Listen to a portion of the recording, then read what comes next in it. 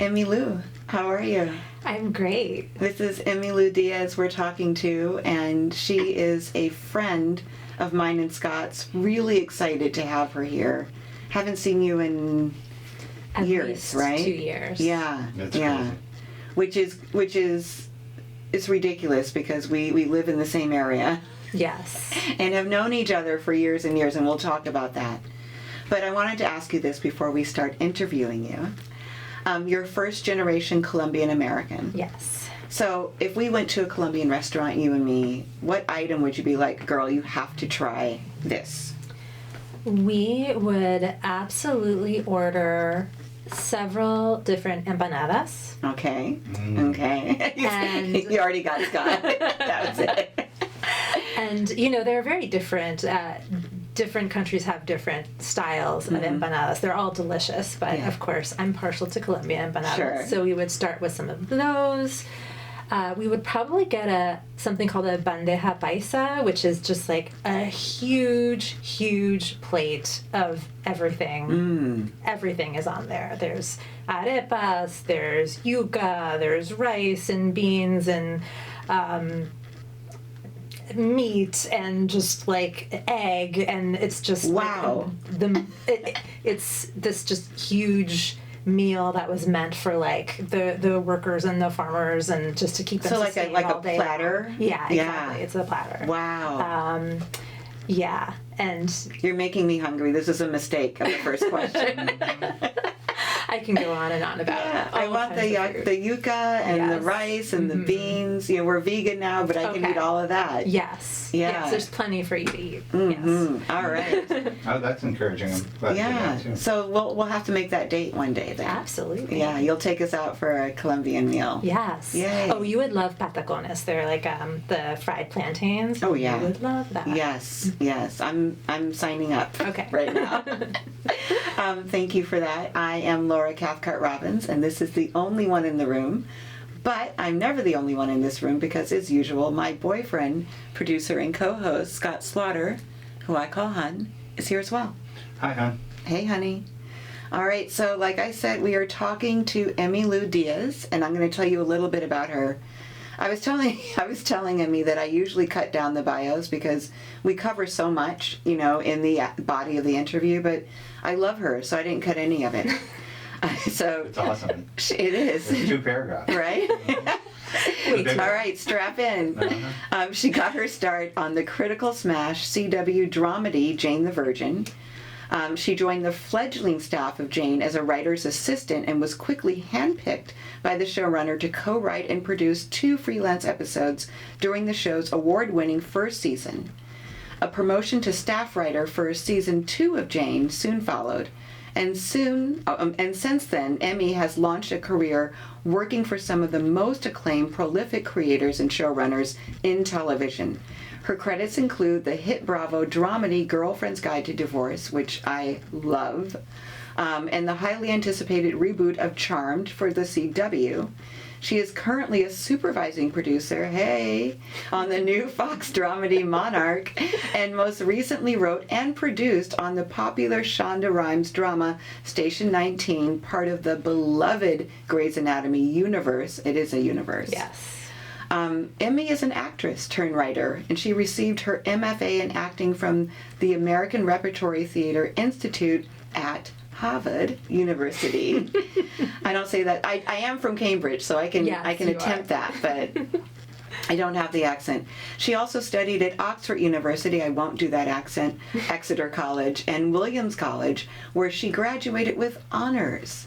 She's trained at UCB and UCLA, and her solo work has been performed at the American Repertory Theater, 66 Theater Company, and Rogue Machine's acclaimed Rant and Rave. She's a recipient of the NHMC Television Writers Fellowship, a diversity program sponsored by NBC and ABC, and she has written and produced for Matador, We, and Merman. And then she has a fun fact. She's also a certified yoga instructor, and she was born in New York City. So I think we've run out of time. Yeah. Great interview. yeah. Thank you so much. It was great to have you. No, I had to read all of that because it's just so magnificent. There's so many great accomplishments there. Thank you. And as your friend, I'm just so proud of you. Thank you so much, Laura. It's, you know, the way that you and I know each other, accolades aren't always brought into the conversation. Mm-hmm. You know, I just don't always know what people do. And so I just know you as this really sweet, humble, funny person who I was immediately like drawn to. And then to find out all this comes with the package. Well, that is so sweet of you. And I will say that much of what you just read in my bio, much of it has transpired in the last 12 years since we've known each other. That's right. So we'll get Yes. into that, but We will. it's really interesting how much life, how much of life can happen after you've had a big Yes. life change like Yes. we've had. So I've heard you do a land acknowledgement when you identify at the beginning of a podcast or when you're speaking. I wondered if you wanted to do that now. absolutely, yeah. I usually say I'm Emmylou Diaz, and my pronouns are she and her. And I am currently living on Tongva land in Los Angeles. Yes. And other Native American peoples, I'm Yes. sure. So tell me, what was the culture in your home growing up? I am first generation Colombian-American, so both of my parents are from Barranquilla, Colombia, which is on the Caribbean coast. And our culture, being from Barranquilla, is much more of a Caribbean culture. We are a culture on the Caribbean coast, so we really identify strongly with anyone from the Caribbean, Puerto Ricans, Cubans, Dominicans. Those are our people. And even though my family is very proud to be from Colombia, both my parents are born there and I was born in the States, we definitely have more of an affinity for the island people because that's where our family home was on. Hence the plantains. Exactly. Yeah. Stop Exactly. talking about food. I know. But then because I was wondering about that when you were talking about the food there, and I didn't even think about Colombia being on the Caribbean right there. Yeah, so it's known for the Andes, and the capital, Bogota, is in the highlands. But it's a very diverse country. There's rainforest, and there's a beautiful coast where Cartagena is on the Caribbean coast. Nice. Beautiful, beautiful area. And so that's where my family is from. So they kept that flavor yes. with them.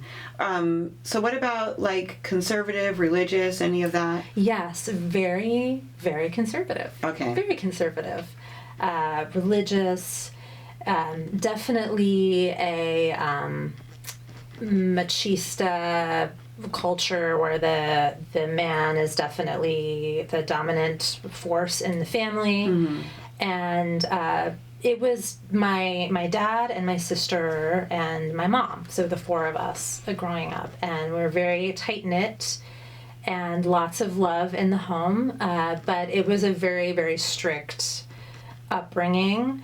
And yeah, if you got out of line, it was, you know, the chancleta or the correa, you know. And, Is that chancleta? yes, that's chancleta. Laura is pointing to her flip-flop. Yes. So, yeah, a very intense upbringing, but lots of love, too. Right. Yeah. And so you felt very comfortable growing up. You felt loved. You felt seen. I absolutely felt loved, 100%.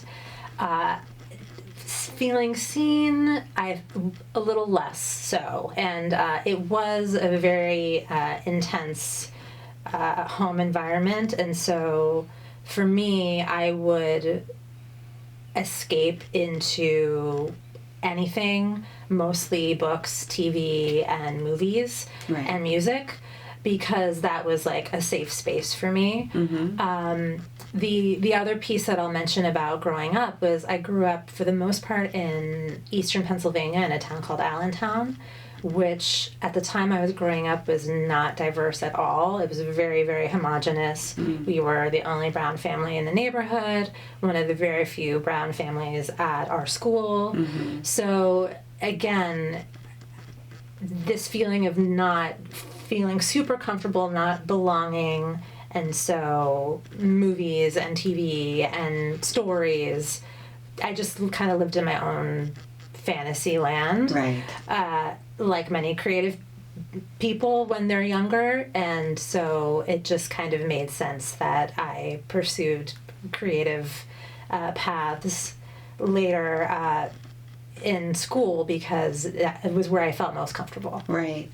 Did that make sense to your parents, that that was going to be something that you were going to do with your life? It's interesting. So back in nursery school, apparently, the story goes that I was very, like, outgoing and super kind of, like, bouncing off the walls, hyperactive, sort of disruptive child, which makes me laugh now because you both know me for years. I'm like super chill. Yeah. And like just totally like, I'm rather quiet, pretty chill. But back then I was like a really intense kind of like loud, bubbly kid.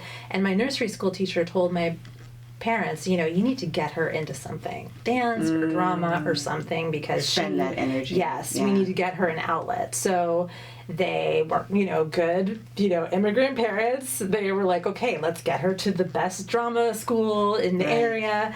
And so they put me in drama camp when I was like 3. And I just took to it like a fish to water. And it was just my favorite thing to do, was sing and dance and do plays. And I think my parents thought it was super cute, but they very quickly realized when it was all I wanted to do, they were like, that is not a career. That is not something that you can do. Right. You can become a lawyer or a doctor or a banker, but actor, that is not a career. That's not a career. So how was it that you ended up moving to Los Angeles? Did you come out here to be an actor? I did. You did? I did. So tell me about that. Well, I was an English major in college, and I did a theater major as well. And I didn't really know what I wanted to do. I loved performing. I think I was good at it. I don't know if that I was amazing at it, but I definitely enjoyed it and had potential. And because it was the only thing that I really took to, I thought, well, I should just keep doing it because it's fun. And I never really thought that I would have an acting career, but I just loved it so much that I just continued to pursue it. So I went to graduate school and I got my acting MFA. And by that point, yes, the H word. And by that point, my parents they took a seat and they were like, okay, she's, she got into grad school. At Harvard. Thank you. So, she's going to do this thing. And we're still kind of worried about how it's going to work out for her because that doesn't seem like a super secure career path. But, we support her. So I moved to LA after I graduated. And as soon as I got here, I very quickly realized that the life of a aspiring film and TV actor is very, very different than the life of an East Coast classically trained regional theater actor, which was the only thing that I had known. Yes. And I didn't like it. I didn't like auditioning for camera, and I just... What kind of roles were you auditioning for? Well, first of all, this was back in 2007, so there was a writer's strike. I'm not sure if you remember. I do remember, yes. But so there was very little happening. But the roles that I was getting to audition for were very stereotypical, gangbanger's girlfriend and chola roles, and anyone who has met me knows. You're perfect for that, though.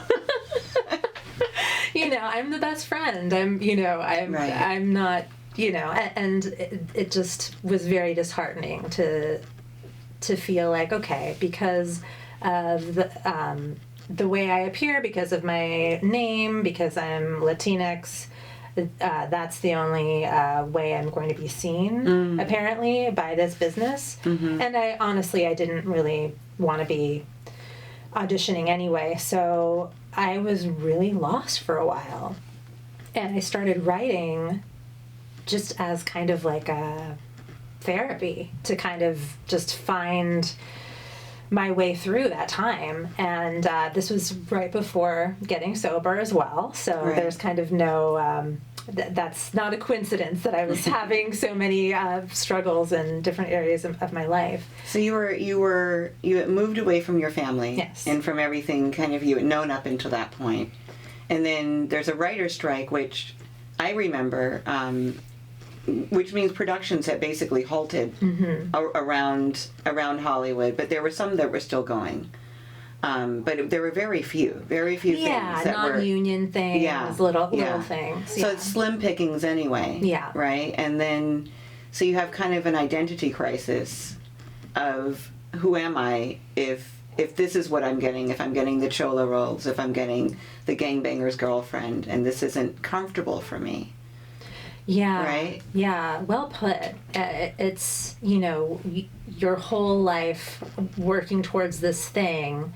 And then, for me, it was almost like stepping off the plane and realizing, wait a minute, everything I've done up till now, what does it mean if I'm not this person, if I'm not this artist that I thought that I was, or the way that I thought things would work out. What does this mean? It was very confusing. So you mentioned that you were getting sober around, or you were about to get sober. What year did you get sober? 2009. 2009. So you moved here in 2007. Yes. So there was a 2-year period before you got sober. Yes. Was that? How was that with regard to sobriety or drinking or whatever you were doing? I will tell you, I was working at a restaurant. I waited tables a lot in New York. And so that's what I was doing here in LA once I got here to pay the bills. And coming from New York, moving to LA is a huge culture shock. And at the time, this was like this weird period, like before smartphone, like some people had smartphones, they'd just come out. I didn't have one. And so there was still this thing called the Thomas Guide. Yes, I had mine. So the Thomas Guide, for your listeners who don't know what it is, it's like a big book with like every street in LA. Yeah. You loved that thing, didn't you? I did love that thing. I drove with it everywhere. And then if you didn't have the Thomas Guide, then you would just print out the directions from MapQuest. Yes. So it was just so isolating for me to be living in LA, not knowing where anything was, not having... I had a couple of friends, and I did move to LA with my boyfriend, so I had him. But just feeling like if I need to go anywhere, I have to like print out directions and then go to my restaurant job, and not having a career.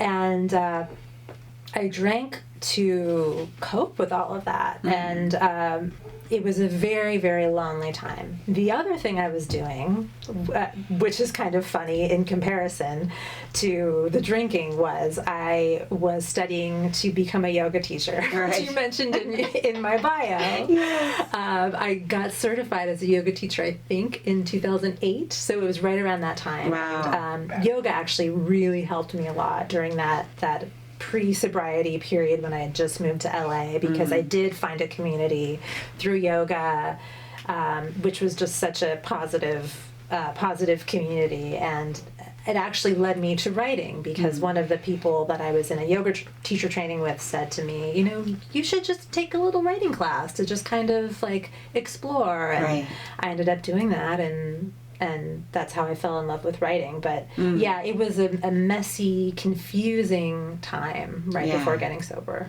Wow. Yeah. And then so in 2009 you got sober. When did you come on to Jane the Virgin? I started on Jane in 2014. Okay. Yeah, so in between, I got a job as an assistant at a management company. So I had done some internships, like at a development company and then at a management company. So I was like working for free during the day, waiting tables at night, and teaching myself how to write in between and going to AA meetings. Right. And it just was it was so interesting because I was like, I won't say how old I am, but like I was much older than the other interns. Right. Like that Robert De Niro movie. Yes, right? yes. It's like, I love that movie. You weren't that much older. no, not that much older, but a little bit older, significantly older. Yeah. You can sympathize with this journey. Yes. Oh, it was great. So I'm sorry, I cut you off. I wanted to hear about because I know that you took screenwriting classes and you were like, Yes. you learned to screenwrite. I want to know about what it was like, because you were on another show, right? First, were you an assistant on another show that didn't go, a pilot? Yes. Yeah, and then that turned into your Jane gig. But can you tell me about that? Yes. So I met a woman in a 12-step meeting who was working in TV as an assistant. She was a script coordinator. And we went to the same 12-step meetings, and I asked her to coffee, and I told her that I wanted to break into TV, and she was so gracious and kind, and she said, send me your resume, and if I hear of anything, I will pass it along. And she was on hiatus. She was working on a show, and then on hiatus, and she got a job offer to work on a pilot as a script coordinator, and her boss was a showrunner and he needed an assistant. And Can you just explain what a showrunner is? yeah, so showrunner is like the CEO of the TV show. Yeah. So they are in charge of, hundreds of people, all of the cast and the crew and the writers. They are the big boss, and they are usually the head writer. They're usually in charge of the writer's room almost always, as well as the entire production. So this writer, David Rosenthal, he's a showrunner. He had a pilot back in 2014. And he had hired my friend to work on it, and he said, do you know of anybody who needs an assistant job? And she passed my resume along, and that's how I got my foot in the door in TV. Nice. And literally almost everything my Jane the Virgin job came as directly from that first assistant job. And almost every job since has come from that. So I really, we say that we don't come to 12-step programs to like get jobs. Like Right. we just come to like get recovery. Yes. But I actually kind of owe my career to 12-step recovery. I Yeah. love that. So here's the question I wanted to ask you that Yeah. you and I didn't talk about. Do you feel like being a Latinx woman has been an advantage for you in particular in your career? Well, it's an exciting time to be a woman of color in TV. I think it's our time now, and it's a long, long time coming. Yeah. So it's exciting now that studios and showrunners and producers are really reaching out and looking for voices, underrepresented voices. So I think I'm very grateful that time has finally come, and I'm grateful that I'm here for it. I don't know that it's been easier. I don't know that it's been easier, and I have been, for about half of my career, I've been the only Latinx writer in the room. Wow. And that is really huge. And that's a big responsibility, and it's a lonely place to be. So that hasn't been easy either. Right. But again, I don't know anything else. Like, I've always been Latina, so I don't know what it's like to not be me. So it's hard to like compare and think about like, well, what would it be like if I weren't? But all I can say is that I think it's an exciting time for us, finally. Yeah. But it's definitely been challenging. I think one of the challenges has been feeling pigeonholed, in the same way as a young actor coming to LA and feeling like I have limited roles that are being offered to me. Yeah. The same is true as a writer, getting asked to consider, would you write for this cartel show, or would you consider this undocumented story? And not to, I don't mean to slight cartel stories or stories about undocumented people, but that's not the only stories out there for Latinx people. I'm going to talk to you about two things. I'm going to ask you about two things. The first thing I want to ask you about is for anyone that's never been in a writer's room, which is probably most of us. Well, I have. But most people, if people around the world are listening to you right now, haven't actually been sitting in as a working writer in a writer's room. Can you describe the dynamic in there and how that goes? Sure. So it is literally a room with either a conference table with a bunch of chairs, or sometimes it'll just be a bunch of chairs and couches in a room, and it is it depends on the staff. Some staffs are small, 5 to 7 writers, or sometimes there's 11, 12 writers in a room. And that was like Jane, right? Yeah, Jane was like 11 or 12. Exactly, yeah. And the showrunner, the big boss, will be in there, and then with a whip. Sometimes it feels like it. Yeah. And all the writers sit around and they talk about the stories that they want to tell on the show. And it'll usually start with a couple of weeks of what we call blue sky, where you just kind of talk about, well, this could happen or this could happen. And you think about the arc for your characters, like where they start when you meet them in the first episode, and then where you want them to be at the very end of the season that you're working on. So after that, then you start what we call breaking the episodes themselves. So you'll talk about, okay, in this episode, this is what we want the theme to be, and then this is what we think the A story could be. The A story is like the main character's big story. And then there are sort of subplots, right? Little stories for the characters, the supporting cast. And you basically put together the episode in the room just talking.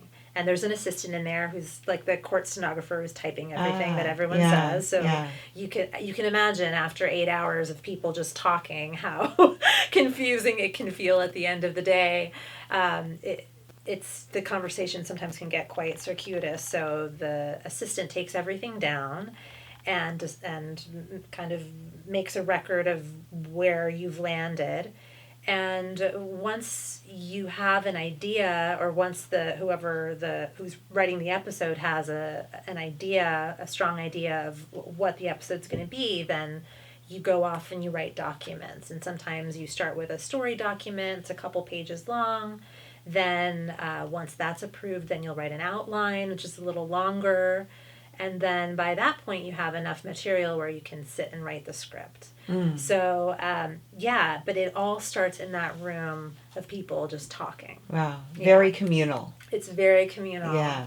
Yes. Lots of lunches brought in. Yes. Lots of coffee. Lunch, coffee, snacks. Yes. Snacks are a big part of hopefully lots of showers before people arrive. Yes, please. Thank you for painting that picture, because, while we're watching all these amazing shows like Jane, it's really cool to think about how they came to be on the page and how that page came to life. And it starts with the writers. Yeah. It really does. So now I'm going to kind of make a big shift here. This is something that you and I talked about that I wanted to make sure that we brought up in this interview. So we talked about you being the only Latinx woman in the writer's room. probably at times the sober voice in the room, the person in recovery rather. Yes.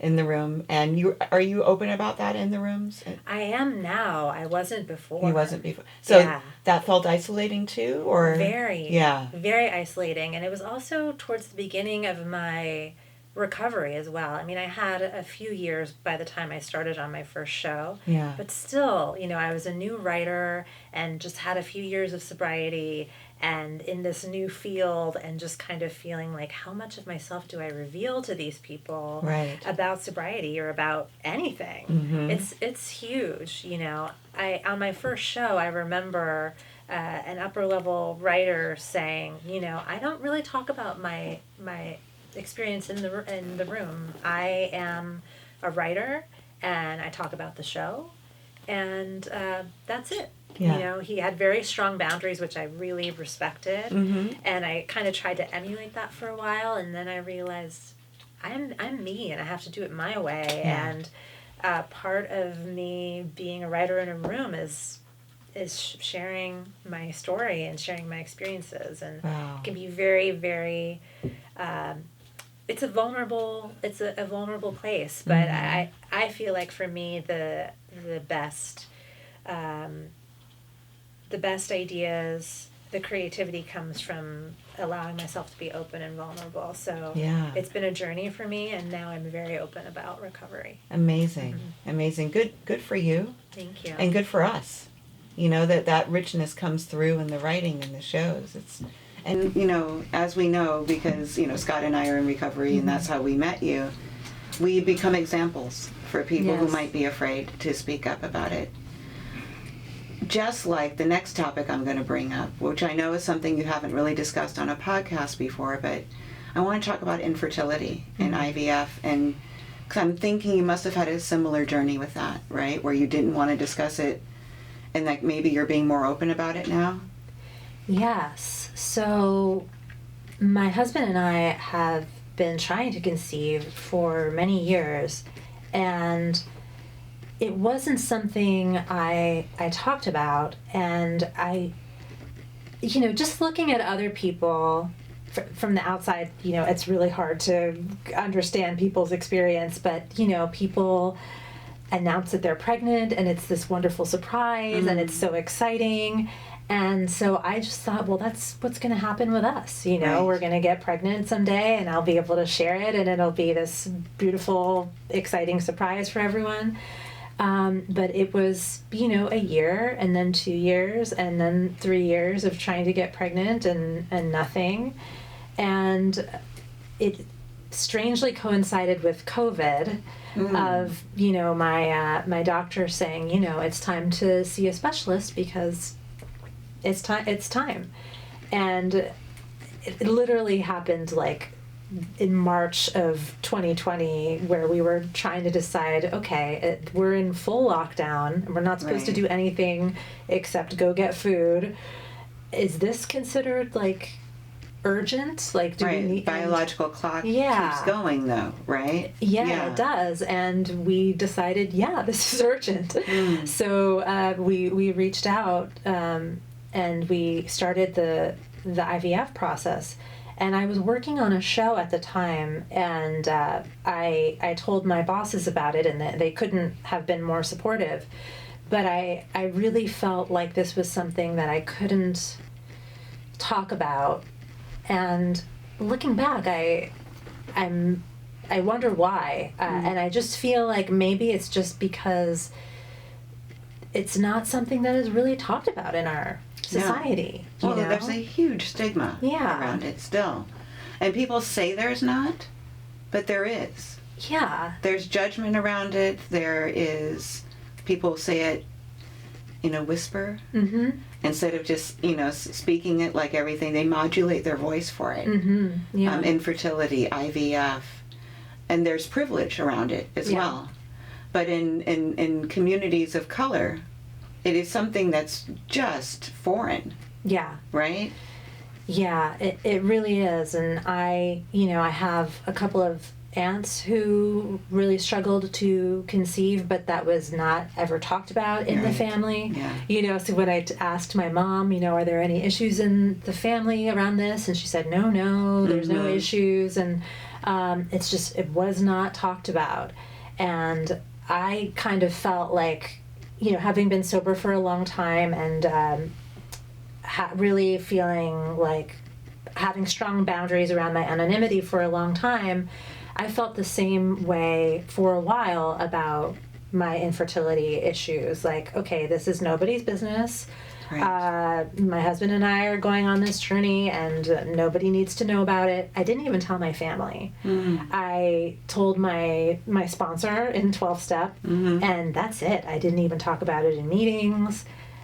Maybe one or two very close friends knew about it, but that was it. And fast forward to a few months into that journey, when I had a miscarriage, I initially had to deal with that alone. And this goes back to, the tradition that you don't, if you're before 12 weeks, then you don't tell anybody. Right. And it's like, why? Why would you not tell anybody so that, you lose the baby? That I guess the idea is that you don't have to go go through the tragedy of having to, tell everybody. Exactly. Yeah. But then you're by yourself when you're dealing with this tragedy. Thank you for saying that. Yeah. So what happened to me, and it wasn't really by choice, it was just by necessity, I just was an open book after that. Once we lost the pregnancy,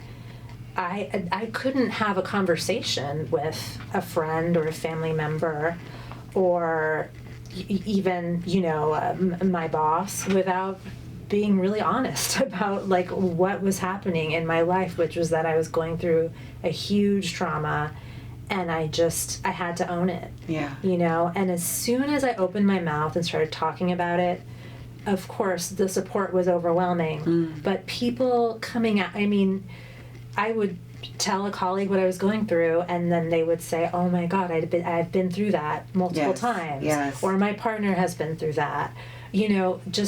It's 20% of all pregnancies, and the fact that we don't talk about this more is just astounding to me. Yeah. Yeah. So it has just been such a huge gift to be on the other side and to be able to talk about it and to feel supported and find a community.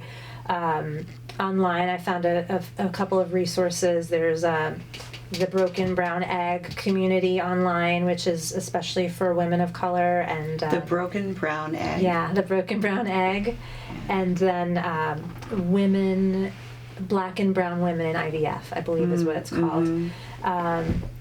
It has been enormously helpful to just talk about it. And, this podcast is all about how people sometimes just feel so alone. And as every single person has felt that way. Yes. It has just been a huge gift. Well, yes, because people will hear you talking right now. People are listening to you talking, and they're all thinking either me too, or my friend too, or my aunt too. Everyone's impacted by this.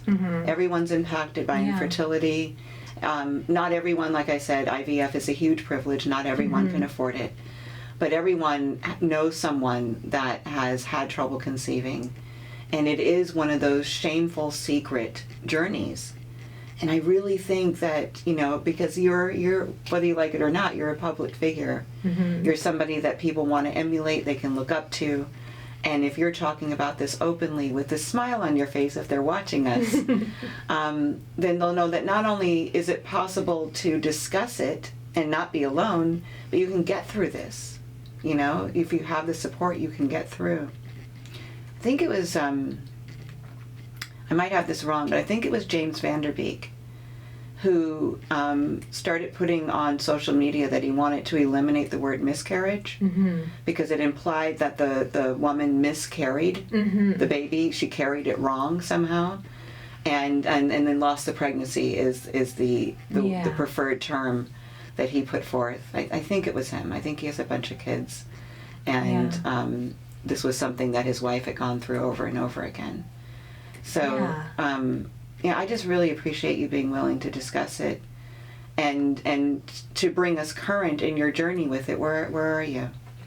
So I recently had a retrieval surgery about a month ago. It's my third retrieval, and it was successful. Nice. So I'm coming up on another transfer surgery in a few months. There's a few other things we have to take care of, an endometriosis diagnosis that we have to deal with, and a few other things.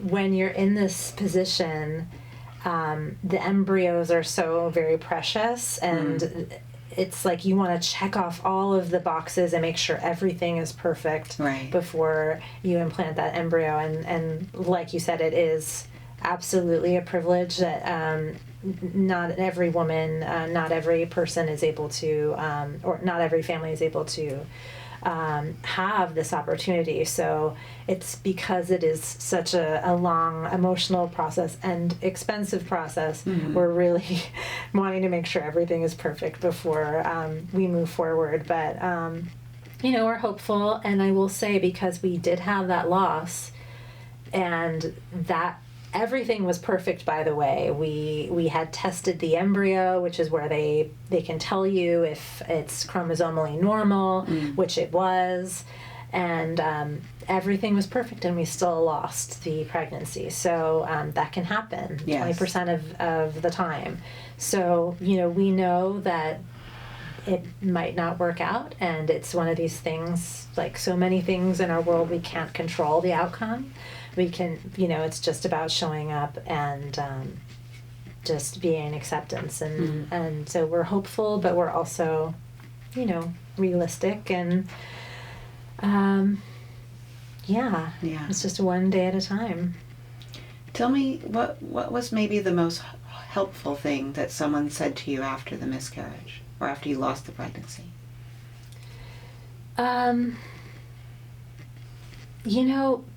I have a couple doctors on my team, and both of them said to me, it was nothing, there's nothing wrong with you, because I thought, well, maybe it's an age-related thing, and they said, no.